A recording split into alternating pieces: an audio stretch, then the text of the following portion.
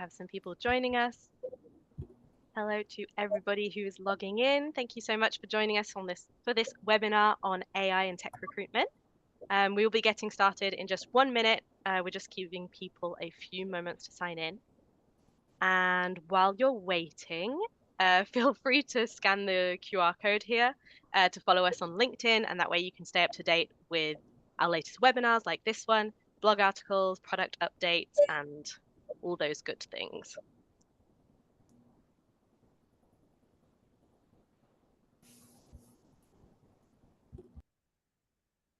I'm just going to give it a few more seconds. Feel free to say hi in the chat. Hi, Vivien. Great to have you. Hello, Audrey. Or bonjour. Okay, let's get started. So hello, Danielle, Ipsita, and Daniel, and hello to everyone in the audience. I am your host today. My name is Natalie, and I'm part of the marketing team here at CoderPad. Thank you again for taking the time to join us as we talk about using AI in tech recruitment. So my hope is that you'll leave this webinar with a better understanding of how you can successfully leverage AI to enhance your tech hiring practices. But before we dive in, I wanted to quickly share some practical information. So first things first, I'd like to introduce Alice, my colleague or CoderPad, as you see her here. She'll be working behind the scenes, making sure that everything is running smoothly. And if you do need help with anything at all, you can reach out to her in the chat. Secondly, I'd like to remind you that this webinar is being recorded and that you will receive the recording in the next few days. Finally, there will be time for a Q&A session towards the end of the webinar. So if you have any questions for our panelists, please submit them in the Q&A tab. You can do so at any time throughout the webinar, and we'll do our best to answer them all. So after this quick introduction, we will meet our expert panelists. We'll then get stuck into a roundtable style discussion before moving on to that live Q&A session. Now that's more than enough from me. So without further ado, let me introduce you to our pros. I'm joined today by Danielle Aleri, Ipsita Debnat, and Daniel Clout. Panel, do you think you could tell us a little bit about yourselves? Let's start with Danielle, then Ipsita, and then Daniel. Yep. Yeah. My name is Danielle. I am based in Minneapolis, St. Paul side of Minnesota. I have a background in recruiting and HR in the staffing environment for like about 6 years or so now. And I'm currently with Leoforce, who is a staffing firm that does staffing for a variety of different industries. And I'm currently a senior corporate recruiter there. So I work primarily on internal positions for any department and any need that they may have. Welcome, everyone. Thank you. All right. Thanks, Danielle, and thanks, Natalie. Hello, all. My name is Ipsita Devnath. I'm the Director of Business Intelligence at Leoforce. I have around 17 years of experience working with product, data, strategy, research across North America, EU, and the APAC region. I've done my master's in analytics from UCLA. Go Bruins. Very passionate about technology and data. So here I'm at Leoforce. It's been a wonderful 6 years already. But well, when I'm not consuming an enormous amount of information for work, otherwise, I love to take a digital break, unplug and travel. That's another passion. I'm fortunate to have traveled to all 7 continents and look forward to continue having that immersive cultural experience through traveling. Thank you all for having me. Thank you. Hi, I'm Daniel Clute. First of all, Ipsita, that's really cool. You've been to Antarctica. We'll have to unpack that another time. But yeah, just to start with, so I'm the CEO of Olympia.work. We're an interview platform. We have a bunch of ex-Google engineers do coding interviews for our clients. But my background is as a recruiter and recruiting manager. So I used to work for YouTube, Google Search, and Metaverse Research at Meta. And I have a background before that in just general recruiting for the tech industry and for other engineering roles like aerospace. Thank you. Thank you all for being here. We are very happy to have you. And now that we're all acquainted, let's talk AI and hiring. So I'd actually like to start with a bit of a focus on sourcing before talking about screening and then interviewing and the candidate experience overall. Um, Ipsita and Danielle, I know that you have some thoughts on AI applied to sourcing. Do you think you could share your favorite use case and walk us through it?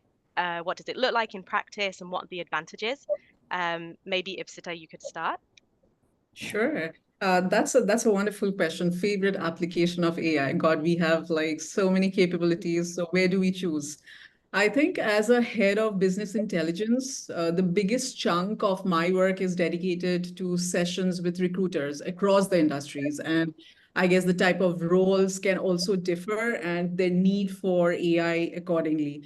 Based on these user discussions and product research, one AI sourcing application that consistently receives the most positive response is the need for the access to AI assisted search that a true AI powered tool can create based on the information given by a recruiter. An AI search can draw out attributes of the role that can be easily overlooked if done manually or without AI support. These inputs, what we have found out, become crucial in discovering candidates or rediscovering candidates from your existing internal talent pool. So I would say AI-assisted search strings create an immediate value and would be a top favorite of AI sourcing capability and directly tied to the time saved while sourcing. Recruiters can, spend around like a valuable of their time sourcing rather than really building those search strings. Daniel, do you have any thoughts on that? No, yeah, I would agree. Great points. I think a lot of times, as we recruiters know, it is really figuring out that Boolean search string to find those right keywords. And definitely having that AI assisted search tool is time saving for us. It helps move that process along faster, find candidates faster, and is definitely very valuable for sure. Thank you. So we touched on some of the benefits in terms of obviously time saving. Are there any other benefits that you see to applying AI in sourcing in this specific case that you've been talking about or in other cases? Yeah, I would say like search and matching the best candidate job fit across like multiple sourcing channels. Because if you think about recruiters, they are plugged in through so many sourcing channels to be able to search and match the best fit. That definitely is a benefit when it comes to AI assisted search and then candidate ranking, because that definitely ties again back to the time saving part of sourcing and then diversity recruiting, a big benefit there as well. I don't know if Sito you want to develop or if somebody else wants to add to that, but so you mentioned diversity recruiting. Could you unpack that a little bit and how AI can support that? Sure, I think uh, uh, with AI, first of all, diversity recruiting is definitely something which is a big priority for most of the organizations, not just building a multicultural, like workspace, but also bringing in those talent from all across the world, specifically after I would say COVID-19, where a lot of this workforce has gone back to like remote work, or there is a need for talent from across the world. We need the organizations, I would say, really need that diversifying, focused, like team to work and play with. And AI definitely helps out in that because, again, it goes back to the AI search strings, right? The ability to connect those parameters and dots and bringing out those diverse candidates, irrespective of the skills on paper. Because I think the one of the biggest key benefits of AI being involved in diversity hiring is the ability to bring up candidates who are from different fields, but they are the correct, I would say, candidate job fit. And that can also then, I would say, speed up the diversity part of the recruiting goals that any recruiter has. So AI definitely plays a part in that, and the search strings. Mm. I feel like being able to source like diverse candidates, obviously that's your first step to being able to build more diverse teams. Absolutely. Thank you so much for that. I also wanted to go into a little bit more detail about candidate quality. So we were talking about the different sort of ways that you can improve your sourcing. How how can AI and using AI within your sourcing methods, how can that improve candidate quality in general? I think candidate quality again is a big, I would say, metric in terms of deciding how efficient a recruiter can be when they're using an AI sourcing tool, right? So the AI search and match goes beyond just looking for keywords in a job description, because job description is really the start of trying to source a candidate for that particular role. Mm-hmm. It will look at job description as well as a company culture of the client and connect that context between people, job, and companies. The ability to surface someone you may not otherwise doing it manually or without that AI support. I think one of the biggest ways AI help improve candidate is that sometimes on paper, two candidates may look really similar with their skills, with their experiences. But when using AI to analyze their past experience, their company culture, different, I would say, certifications or the roles that they have internally, this could identify which candidate is a better fit for the current position. Maybe it's the area that they are located in or the organizations that they are part of. So that culture fit could be the make it or break it for a quality candidate fit. Mm. And I think too, like with candidate ranking, having that list of those most ideal profiles at the top and being able to kind of start there instead of having to filter through all of the bad, not fit kind of profiles, or, that don't match that criteria that you're looking for, can really help with those sourcing efforts. And again, save time by having just those top candidates kind of at the top to reach out to first or look at first. Oh yeah, I was going to say I imagine Danielle that obviously Yeah. candidate quality is like the Yes. the thing, the center of what you do. Um, and so I also wanted to ask you about sort of pitfalls or any warnings that you want to share on sort of again specifically for sourcing, and then we'll talk a little bit more about screening and interviews. But when sourcing candidates and when using AI to do so, what are the pitfalls?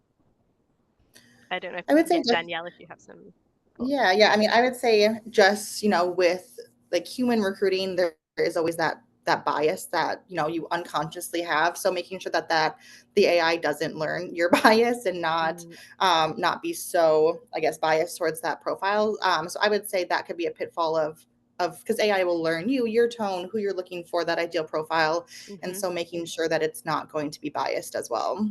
mm-hmm.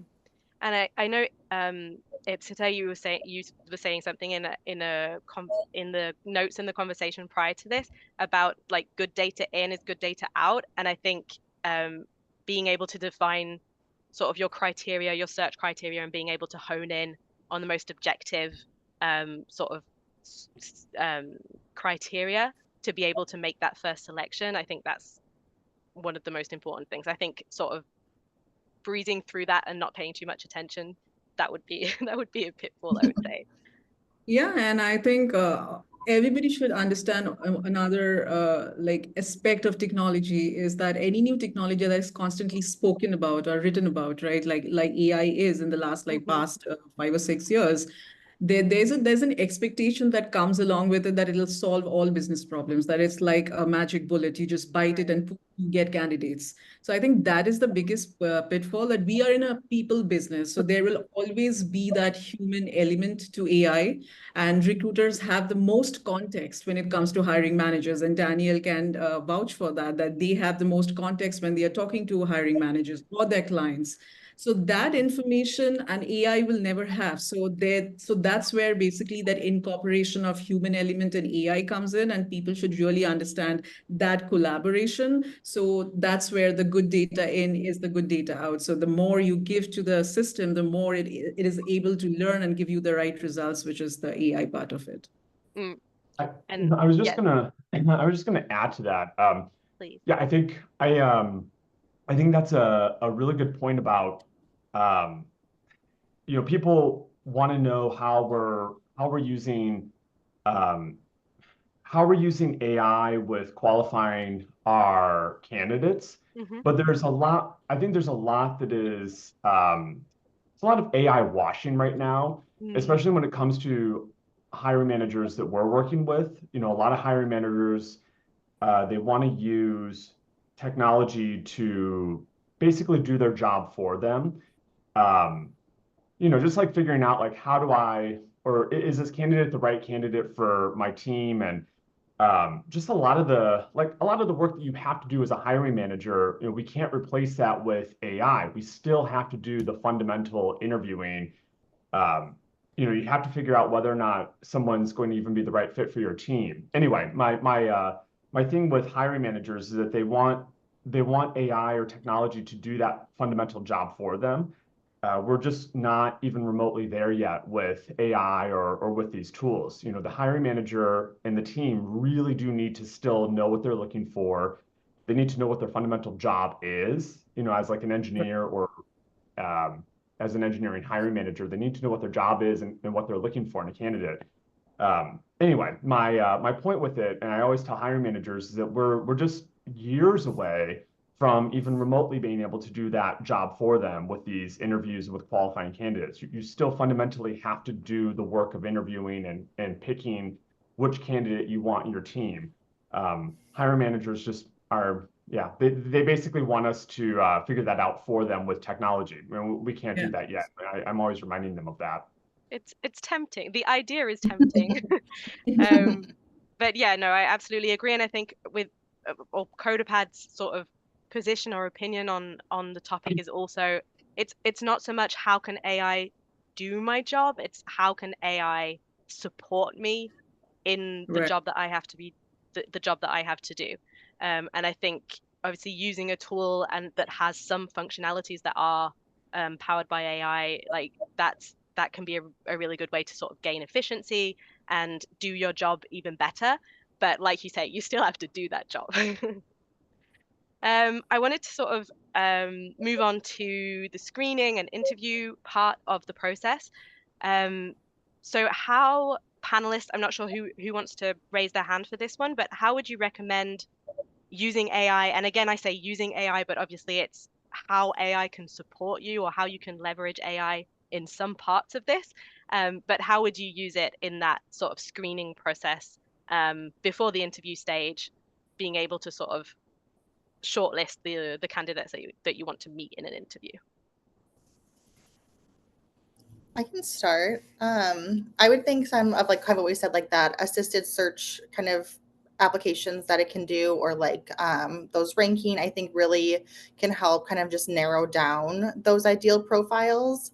And so you can have hundreds and hundreds of candidates to source through like yourself, but having those different AI filters or just the use of it to really kind of narrow down. I know there's like chatbot tools that AI can do now too, where it can immediately ask a question once someone applies and really just Mhm. like knock out a bunch of things that, maybe you're really those like prerequisites that you can't modify or anything like that. Like it can Mhm. really just help where instead of you having to then call that candidate or whatever and knock out those questions on the phone, and it will immediately kind of do that for you and really kind of help save time in that way too. Mhm. And I think it's particularly applicable for like high volume hiring. Yes. And I think on maybe smaller volumes, you can take the time to have like a first screening call, for example. Mhm. But it's true that on those like higher volume positions, it can be it can be tricky to sort of have those very first screening calls. And when it's things like very very basic things that you have to just sort of tick the boxes. If Right. it's I don't know a bilingual role and you need them to be Right. able to speak English and French, then that sort of question is the kind of thing that you could automate with AI. For sure. Thank you for that, Danielle. I just wanted to add one more thing to Danielle, because what she said is like so apt right now when it comes to ranking. Another point would be like when it comes to AI is like if there's a tool which is ranking those candidates, which means they're also like scoring them based on which they are producing those ranking. I think it's also beneficial for a platform or a tool to have like a reasoning as to like why a candidate is ranked a 5 or a 4 or a 3, and giving that explanation with like the right data points, that this is the reason why we think there's a culture fit, or these are the skills which are learnable versus the skills which is available. That also gives us so much, I would say, visibility to the recruiter when they're reaching out to candidates, because they can customize their communication accordingly and the outreach. So definitely when it comes to screening, that aspect of explanation helps. And I mean, I'm obviously going to talk to CodeOfHad because it's what I know and what I love.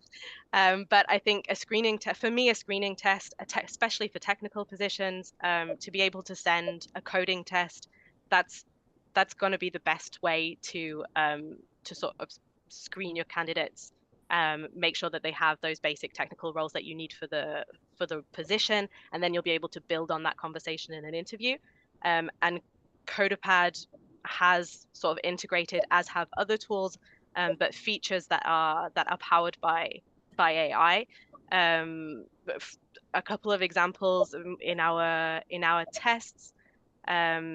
There are, for example, follow-up questions that are AI generated. So if the system picks up on any suspicious behavior, for example, the question being answered in a fraction of the time that it should have been, or lots of copy and paste, or that kind of thing, then it will suggest sort of follow-up questions to ask for further detail, and sort of get the candidate to explain their reasoning.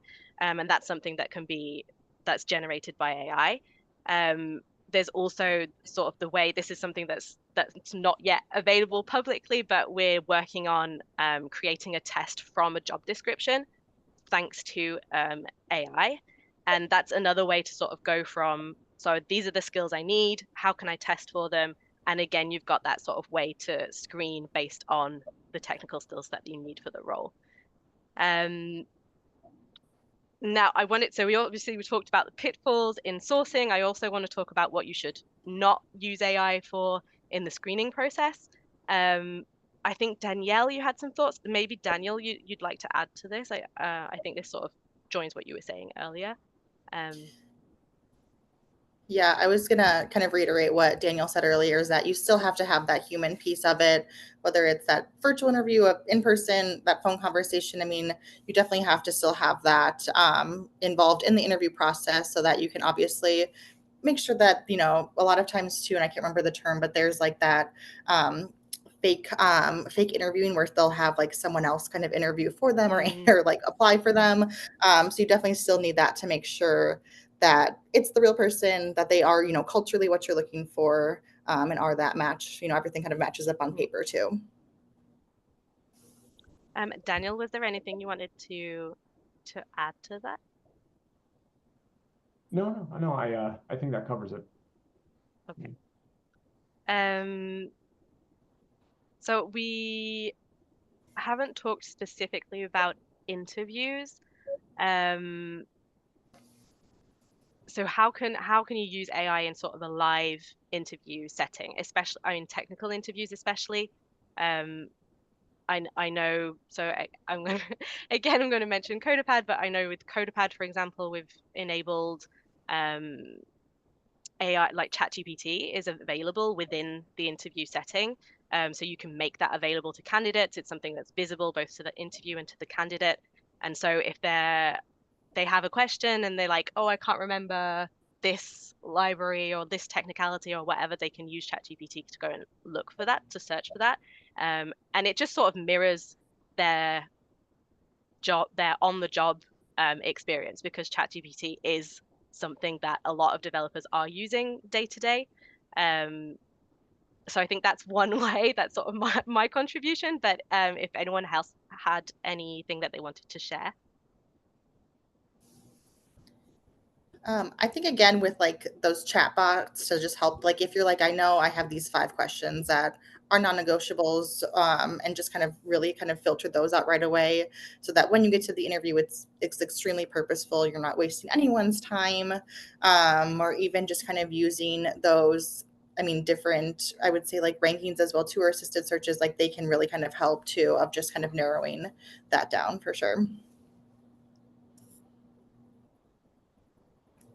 I don't know if Daniel, I know you've had a lot of experience with interviews and with candidate experience as well. We're going to talk about candidate experience in just a second. Was there anything you wanted to share, any feedback from interviewers on sort of how they've been using AI or not been using AI?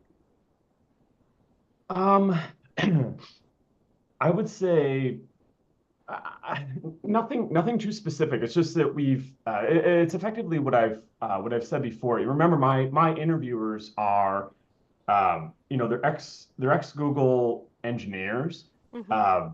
For the most part, most of them are either engineering managers or directors now. So most of them left Google, they were like L5, L6 at Google, which means they were a team lead. So now they're managers, directors, I think 2 are VPs of engineering. So they themselves have this experience that I just talked about. Effectively, as hiring managers, how do they hire for their own team? And a lot of what I said is really just coming from their own mouths about how um, how their own engineers that are doing interviews or themselves or the leaders above them, they're always looking for these shortcuts, Mm-hmm. and they just keep saying the same thing to their own team. Like you can't get out of doing this work or being accountable for the people that you've hired. And Mm-hmm. maybe that's the bigger thing, is like the people don't want to be accountable Responsibility. for an engineer that's just not very good at their job. And they say the same thing. Like because I ask this question all the time, like what should we be looking at in terms of our own development work? What should we be developing for AI, or what should we be concerned with that could, down our own company, Mm-hmm. and take out our own mission. And they all say the same thing. Like there's just nothing in the market right now that can really get out of this workload. I think getting out of the workload in the big is not feasible. Um, No. I think again, it's just sort of how you can support, or I don't know if Alice, if you're listening, if maybe you can share the statistic we had from a recent survey we did on the state of tech hiring. And I think there was a question about workload. I think it was developers specifically, so obviously not in that hiring setting. But if they envision that AI will reduce their workload or not. Um, I see Alice has popped I up. And we'll get into it in a second. I don't mean to kind of dump all over it and say, um, don't be thinking about these issues. We'll talk about this more, about what my team and I, what we see as a solution or what we see as the future. Anyway, like I said, I don't mean to dump on it. It's I just get this question a lot, and a lot of times I sort of have to set the conversation as we're just that I'm not going to come with any kind of easy solution about Hmm. like these fixes or what we're doing to bring AI into it. A lot of times I have to set the conversation as we're really not there with doing this workload yet. But anyway, like I said, we'll talk a little bit more about what we are doing and what we see is the future. But that'll be, I think, for when we're talking about the interviews rather than sourcing. I think so absolutely no problem. I think the whole idea here is to have a discussion around it, to have sort of different points of view, and like any feedback and experience that you can all share is valuable. So I appreciate that. I think the I mean, obviously, I'm I'm also going to reiterate what I was saying on how AI is more of a support than like a all-in-one solution. I definitely agree on that. And I think just to sort of end the topic of interviews, I'd say that there is obviously you need to figure out like how you're doing structured interviews, what skills you're hiring for, what the questions you're hiring for, like your skill, your sort of scoring matrix, that kind of thing. but then AI can help you for more menial things like reorganizing your notes into that matrix, or like that it's the smaller things but added up that will save you time. I think that's my sort of point of view. um I want to talk about candidate experience quickly before we go to the questions we've been receiving from the audience. um I think just in general, how do you think we can improve candidate experience with AI over the hiring process as a whole? And what do candidates dislike about AI in recruitment, developers especially, or what are they wary of that TA should bear in mind and maybe tread lightly? I think in general, for the candidate experience, AI can really help save time with between like the recruiter and the candidate outreach, especially if like someone applies or has like interest overnight. AI can immediately start the conversation with them, whether it's questions like we talked about before, or like even next steps or just like general information. It can really just kind of help with that so that the candidate is aware, and kind of improve, I would think, that experience in some way instead of waiting for someone to reach out to them. And then kind of in general, what they probably dislike is probably kind of like we've talked about too, is that like missing that human connection, I think, is that stigma around AI, is that it's not a human. And so, and even though AI still can kind of look at those, company culture fits and look at those experiences and things like that, I would say that's probably like the biggest dislike, even though it can kind of overcome that too. Mm-hmm. Yeah, and add to Danielle, I think one of the biggest dislike that I've always heard when we generally go for these research is, and we have seen this and experienced this ourselves, is those automated messages which come in after a couple of weeks saying that, we considered you, but we have moved on.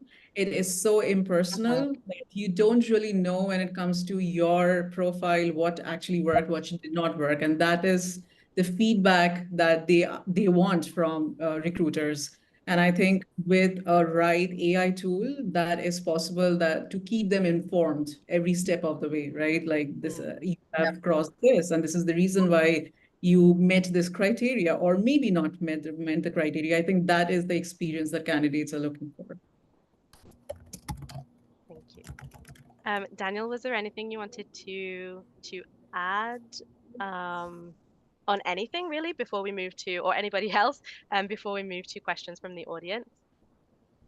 No. I'm happy to move to questions from the audience if we're ready. Okay, great. So thank you to everybody who has been sending questions in. I am going to have a look here. Okay, so Maybe, you know what? sorry. Sorry, Minali, before we move on, actually. So, one thing I was going to talk about is for us, from a qualification perspective in our own platform, what we are doing. There are two things that we're looking at.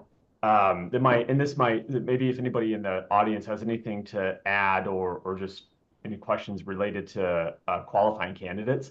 So the two things we're looking at is using NLP technology and general machine learning. So like data processing rather than just NLP or computer vision. And sorry if I get too technical on this. You have to remember when I was at Metaverse Research in Meta, the candidates that I was in charge of recruiting were mostly computer vision related for both for Facebook and Instagram, but also for computer vision.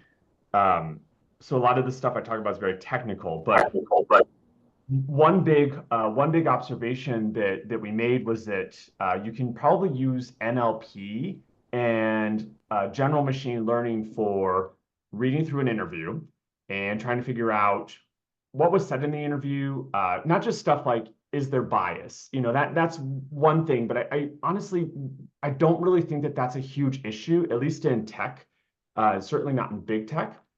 If anything, we do have bias in the other way that's becoming maybe more apparent, but I wouldn't say that that's what machine learning is great for. It's more like reading through the interview, trying to figure out, is this candidate, is the solution that they came up with, like the technical solution, is that comparatively good to what we see on like GitHub or what we're seeing within our own code base. But we're collecting very specific information in a very structured way. The information that we're collecting, that is what we're now looking at in Olympia, and what we were looking at in Meta and Google. We collect this very structured information. It's like how their solution or the problem that they're solving. If we can look and compare different answers over like 1,000 different interviews, and we can compare it to very similar questions at the same level, we want to know like how is this candidate comparing to the general pool that we've interviewed over the last year or two. So that is something that we're looking at. Another thing is recommendation engines. So when we input that information, we have like a recommendation engine on, say, YouTube, the right bar of YouTube. That is incredibly powerful. We've been using machine learning for social media for, a decade and a half now. Now for these interviews, as we pull this information out and we have these inputs and we can compare it to other candidates, those recommendation engines, which are machine learning fueled, not NLP or computer vision fueled. Those are becoming very powerful. In Olympia, certainly that's something that we're going to look at over the long run. But anyway, so maybe that's those are two applications, which more abstractly is what we are trying to figure out now. Like I said, it's not a tool that recruiters can really use quite yet, but I do think that maybe in the next few years, we're all going to start to see some tools like that. I think CoderPad, you guys are developing stuff like that too. I don't really know what the details are. I'm sure you don't want to share that, but yeah, I think that's going to be the that's going to be the future of recruitment, is really taking these inputs that we currently have, rather than passively trying to absorb it with NLP or with computer vision. Then we're going to take these inputs and take old algorithms that have existed in social media. That's the kind of stuff that we're probably going to see increasingly over the next few years in recruitment, especially when it comes to interviews or qualifying, like screening candidates. Anyway, hopefully that maybe is something that's, rather than me being a Debbie Downer about AI, maybe that'll kind of fuel some ideas within the audience. Like I said, to either share or maybe ask any questions about it. Absolutely. Thank you. I almost want to ask more questions, but I want to make sure that we have time to get to the questions that have already been sent in. And obviously, if anybody else does have questions on what Daniel just shared or anything we've been talking about, do send them in. And then if we have time, I can always go back to asking Daniel more questions. So we have some questions about tooling. There are actually a couple of questions on the right tools or tools that you recommend use. So can you recommend the right tool to use for sourcing, screening, etc.? So I guess any tools that can help during the recruitment process that are AI powered or have AI powered features, and what tools you use specifically for sourcing. If I don't know if anyone wants to share. So obviously we have CoderPad and Aria from Leoforce. We actually haven't talked too much about Aria. I don't know if maybe you want to go into a little bit more detail about the tool. Sure, I think, or maybe or an overview in any case. Yeah, absolutely. I think with the ARIA, what we do is it's primarily a AI sourcing and engagement platform. So there are two major components within ARIA that we were also like talking about previously, which is aided and powered by AI, right? Like the sourcing bit of it, which includes definitely the AI assisted search that really helps in getting that sourced result quickly. And in ARIA, we generally have our sourced results within like less than 2 minutes as soon as a job description is published within the platform. And that can only be possible with the AI technology that is there with respect to getting all those parameters. So that really helps when it comes to ARIA. Another big feature with ARIA is what we were talking, like I and Daniel were talking about when it came to candidate ranking, and also the explanation like why a candidate is scored a certain way, so that recruiters have a complete 360-degree view of like why a candidate has been sourced for a particular job, and then definitely reaching out to them to start the process of communication and engagement. And we were also talking about the AI part when it comes to like assessment and screening. So in ARIA, we definitely have a completely full built out engagement suite, which includes like testing, texting, email, call from the platform itself. So it's a completely robust, comprehensive way to reach out to candidate, whichever, like omni-channel they are present in and are comfortable to reply back to you. And we also have like chatbot, which is powered by AI. So as Daniel was rightly pointing out, that there's this capability of information gathering and screening those candidates prior to even going forward with the interview, so that it saves that much time. And recruiters are really spending their time not really doing these manual tasks, more in terms of nurturing those candidates and building that relationship. So ARIA helps in that part of sourcing and engagement. Thank you. For anybody who isn't entirely clear on what CodaPad does, I wouldn't say CodaPad is specifically an AI tool. Again, it's a tool that has some AI-powered features that enable to allow you to leverage that technology to do your job better, to save time and just to leverage that technology in different ways. We've talked about a couple of the ways already, so I'm not gonna go back to those again. I think one that we haven't mentioned, and I see there's a question on this actually, but one that we haven't mentioned is proctoring, webcam proctoring, and cheating prevention. There are some cheating prevention functionalities that are powered by AI. That's one sort of use case. And there are different use cases in CodaPad. If anybody does want to find out more, obviously get in touch. And Daniel, I don't know if you have heard of any other AI tools, big or small, that could be useful to recruiters that you would recommend or not.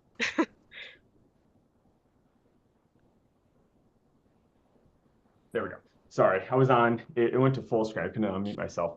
Um, Honestly, we're really, I mean, we're pretty dedicated to using CoderPad.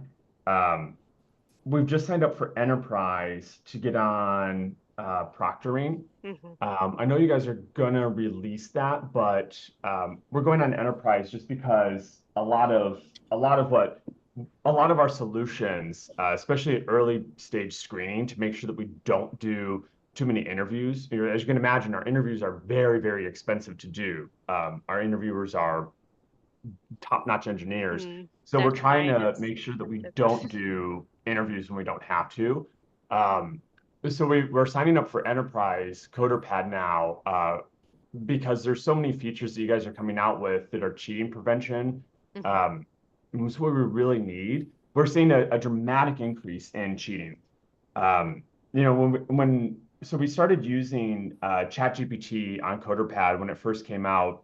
I guess it was a year ago now that you guys released that, and immediately candidates just they thought it was really cool, and then they just didn't use it. They don't want to use ChatGPT during an interview. And for us, our big thing is we want to always build on any tools that a candidate's using in their real job. We want to also use those tools. That's why we use CoderPad. Like at Google, we didn't use CoderPad. Everything was done on a Google Doc. And my argument always was, well, if this is a tool, if an IDE is something people are using in their real job, let's use that in an interview and see where they're build on top of it. So same with ChatGPT, let's build on top of it. Candidates just don't want to use it in a 45-minute long interview, but we are seeing cheating. I mean, there's a lot that is probably ChatGPT related, just new technologies in general. So that anyway, like I said, that's our big problem. Mm. There's another issue that's come up, which I thought was probably going to happen. It happened faster than I expected, which is that AI has caused a lot of spam. So a lot of the old tools that we used to use or methods we used to use, like going on LinkedIn and writing a personal email, Mm-hmm. um, that just stopped working as soon as ChatGPT came out, and all these other tools came out. Um, like Chrome plugins and stuff, just like everything just stopped working. So that's really our bigger problem right now is we're trying to figure out how do we get around cheating? How do we get around AI spamming to show that we're not spamming someone, that we're actually reading their profile and we want to talk to them? Um, we've been looking at like how could we have um, like an NLP program, something that's powered by ChatGPT. How could we have something like that qualify a candidate? And now it's almost the opposite, where it's like we have to tell candidates, we're doing this one step, this one test or whatever it is, and then that's it. After that, we're going to have you talk to a real human being because Mm. candidates are very, very cautious now about entering into any kind of interview process that is really AI driven. Um, so we have to be very specific on where we're using AI and exactly when it stops. Otherwise, candidates won't talk to us. It is just very interesting how the dynamic the dynamic of candidate experience has dramatically changed, almost more so than AI has done any work. It's almost like the candidate experience has caused knock-on effects that are more significant than the actual impact of AI doing our work. It's like AI itself has caused more problems already than it's really solved. Anyway, like I said, we're just trying to like figure that stuff out, kind of absorbing it as it comes and just trying to show ourselves as authentic while making sure that we still use these AI tools in a truly helpful way for ourselves. Mm. It's very complicated, very, very complicated time. It's happening just like 20 times faster than what social media, the changes that came from Mm. social media and from the internet. It's very interesting. It is very interesting. I think it's sort of pushing us all to to better or to be inventive, to be creative, to understand technology, to learn. I think that's sort of the positive way to see things. But yeah, I think definitely it is an interesting and complex topic. I did want to highlight something that you were saying about sort of how you communicate around your use of AI within your process. I think that is a very important element of how you start using AI. It's like you're using AI within your process, but how do you communicate that to candidates? How do you say, I think, I mean, I would say transparency is the best policy, but to be able to say, like, we will own that this is AI generated, this is a real person. Like, we're not trying to trick you. I think developers, especially, will see straight through that if you're trying to convince them that they're talking to a real human when they're not. But yeah, anything that you can um, communicate around, explain, reassure as well. I think with ChatGPT, for example, within the interview, there's an element of reassuring candidates on what is an expected use, for example, or like that they won't think, okay, they're putting ChatGPT in here, but they can see what I'm looking for. What are they gonna think? How are they gonna judge me? Is it going to be considered, I don't know, cheating or silly? Or like, I think being able to reassure candidates um, around, yeah, the process always, but also how you're using AI within that process, um, Mm. I think is a good point. Yeah, so we've always had a document. I think it's really important just to have a general document about what exactly your process is. So for us, we have to be really, really clear that we are fine with someone using um, ChatGPT, or it can kind of be open book Hmm. during an interview. However, we want to know that. And Hmm. we warn candidates, as we're going, part of our own process is that we want to throw a wrench in the works. So as we're interviewing a candidate, as that interview's going, if someone's doing really well, we're always upping the difficulty dynamically of the interview. And if the interviewers think that someone might be using tools or even cheating and not disclosing that they're using it. Or sometimes people just, they study and they do a lot of prep work. Um, and they may already kind of know a solution to a question because the question was out there in the internet, either directly or maybe like generally the solution is kind of, not that exact question, but like the solution is already there, and which is fine. Someone being super well prepared, nothing, nothing wrong with that, but we have to throw wrenches in the works. So that means that as we're going, we always want to know, um, when we throw out like well, why did you take that pathway? Why did you choose that method or that data structure? Why are you not using a recursive solution? Or what would a different solution be? Like, would you have these data structures set out so they're modular? Would you put like this function, would you have that function like live inside of this function? Would you separate it out into different classes? All that kind of stuff is what our interviewers are asking as we're going. And you want to kind of know like why is a candidate doing that, why are they not doing that? Because these AI tools can really help get you to the problem that's been solved already by someone else, but you need to know why you're doing that. You need to know specifically why you're not doing certain things, which is like in engineering is a huge thing. There's a million different things you can always do in engineering, and there might be a million different things that other people have done, and you want to build on that. But you need to know this decision-making process, my judgment call. Why am I doing that? Why am I not doing it? So our interviewers are constantly asking these questions, and the AI tools are you still need to know what you're doing.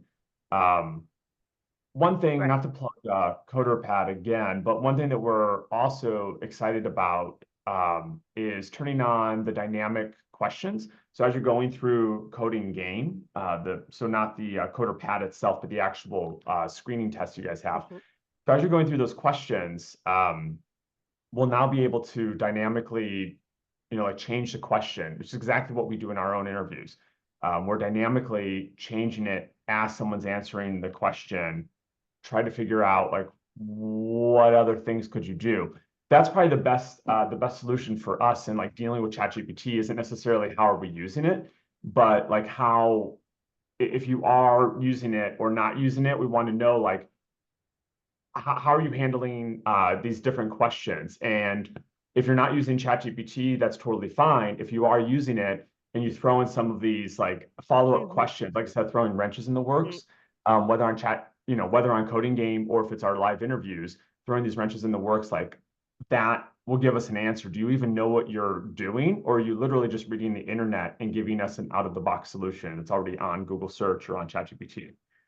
Anyway, I know that was a long rambly question, or answer, but it's yeah, it's just it's a thing that we're handling like literally every single day in what we do. That's kind of our big problem right now is like how do we decipher this stuff?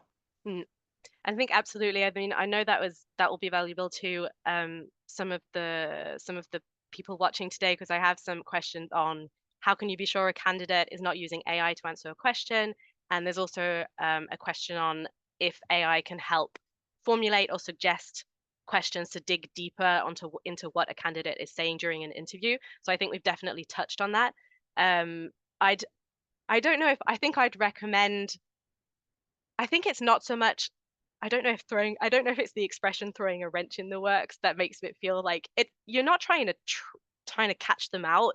Like it's not for me in any case, it's not like a negative thing. It's more of a understanding, digging deeper, building on the the solution that they suggest, so that you do have that sort of reassurance that you, on the one hand, it's collaborative, it's interactive, you can understand their thought process exactly like you were saying, Danielle, and there's also that reassurance that they understand what they're putting forward and that it's not just, like you say, reciting something they've seen elsewhere. So I know the question here is also if you can formulate or suggest live questions during an interview.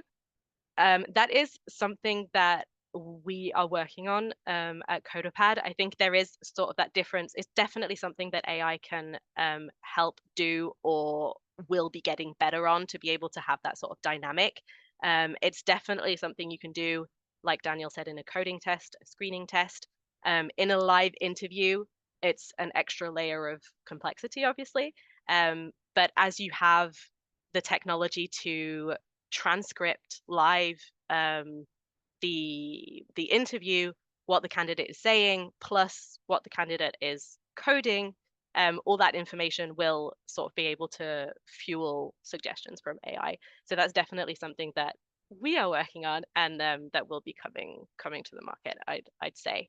Ipsita, was there something you wanted to add to those questions, or shall I pick another? No. Oh, sorry, I thought you unmuted. That's what I was asking. So we have a question on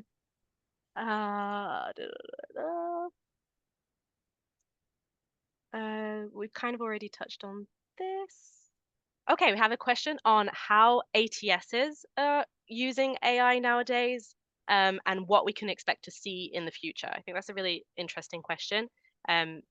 What have you seen, our panelists, what have you seen from ATSs?